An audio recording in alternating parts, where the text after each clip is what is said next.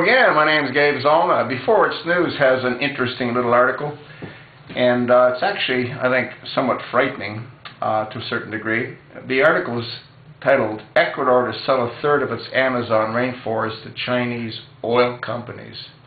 Apparently, Ecuador owes the Chinese more than $7 billion, and so they've come up with a plan, I guess, to sell off a percentage of what they have. Now, they're looking to auction off 3 million of the country's 8.1 million hectares of pristine Amazon rainforest to Chinese oil companies.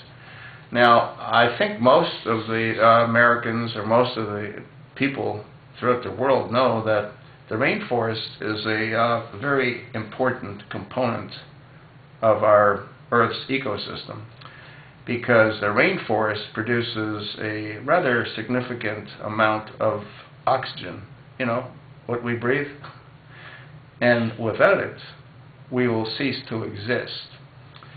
So here you have Ecuador selling off a third of their rainforest for Chinese oil exploration companies.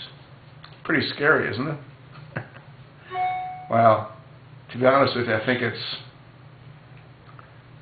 insignificant in the overall, in the sense that what I believe Obama has planned is to reduce the population significantly, which again will reduce the requirement of oxygen to the same degree that it's presently being used. Sounds a little far-fetched, doesn't it? Yeah. Well, I believe that he's already snuffed out the lives directly by providing weaponry to the Syrian rebels of over 70,000 Syrians.